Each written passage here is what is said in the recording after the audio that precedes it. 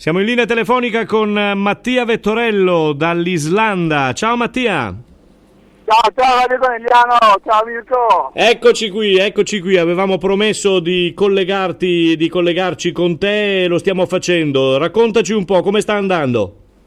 No, bene, guarda, oggi sono vicino ad Astia e ieri ho camminato per 36 km, però ho delle giornate abbastanza fredde con tanto vento, anche se il cielo è limpido.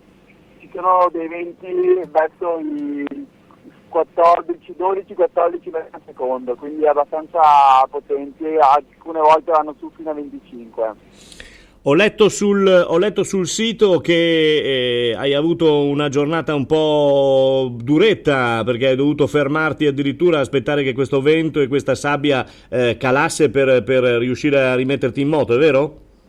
Esatto, sì, quel giorno mi trovavo sopra l'Agua, quindi avevo appena iniziato, diciamo che sono a metà del viaggio.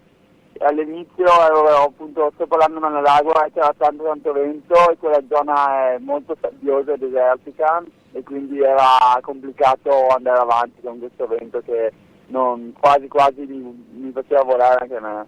Ricordiamo ai nostri ascoltatori che non sei potuto partire con un carrettino che ti eri allestito e quindi hai uno zaino sulle spalle di circa 20 kg, quindi è un peso notevole. Sì, adesso diminuisce giorno dopo giorno, siccome mangio i miei pasti e quindi il cibo diminuisce, però il peso è sempre notevole e anche col vento comunque si sbilancia.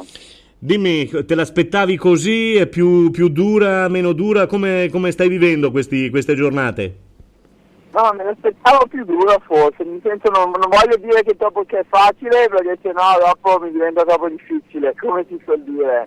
Però sì, me la sto godendo con le sue difficoltà e forse anche nelle difficoltà sto cercando di godermi quei momenti per proprio dire questo è l'Islanda, questo è la natura e essere in mezzo alla natura è così. È lei che decide, tu devi solo trovarti. Momento più bello e momento più brutto qual è stato?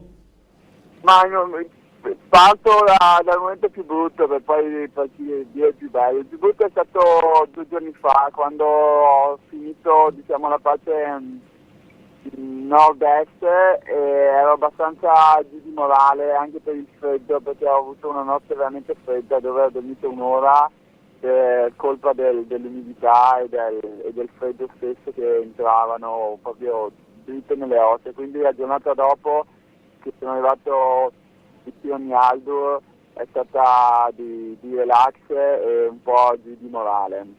Poi dopo mi sono fermato a riposare, ho recuperato le forze e sono partito bene. Quindi direi che anche la giornata più bella fosse stata ieri stesso, perché ho recuperato le forze e ero pronto e sono pronto tuttora per portarlo a termine nel migliore dei modi.